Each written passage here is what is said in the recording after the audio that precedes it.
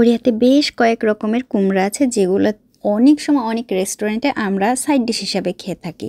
তার একটা হচ্ছে এটা এহোবাক, এই কুমড়াটার নাম। উপরে কিন্তু অনেক কাটা কাটা বোঠায়, সেজন্য ফেলে দিলাম। পলিথিন দিয়ে এমনভাবে আটকানো, ছাড়াতেই কষ্ট হয়। ভালো করে ধুয়ে নিয়ে স্লাইস করে কেটে নিলাম। খুবই সামান্য লবণ নিয়ে স্লাইস করা কুমড়োগুলোর উপরে একেবারে ছড়িয়ে দিলাম। খুব বেশি লবণ দেওয়া যাবে না। একটা ডিম ভেঙে নিলাম, তার সাথে দিয়ে দিলাম কোরিয়ার থিকিম খারু, সাথে সামান্য লবণ। ভালো করে মিক্স করে নিলাম। চুলায় তাওয়াতে একেবারে তেল বসিয়ে দিয়েছি, রান্নার তেল। আর এখন ওই যে ডিমের ভেতরে কুমড়াগুলো দিয়ে মাখিয়ে মাখিয়ে তেলের উপর দিয়ে দিচ্ছি। মিডিয়াম আঁচেই ভাজাটা হবে।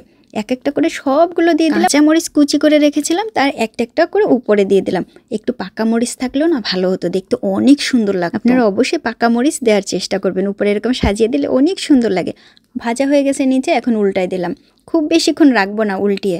উল্টানোর পরে আবারও একটু পরে উল্টাই দিচ্ছি, কারণ খুব বেশিক্ষণ উল্টানোটা রাখলে ওইখানে নিচে মরিচগুলো পুড়ে যাবে। এই যে কুমড়া, এই কুমড়াটা খুব বেশি একটা জ্বালানোর দরকার হয় না, খুবই নরম থাকে, হয়ে গেছে। আর হ্যাঁ, আপনি চাইলে অবশ্যই বেসন দেবেন।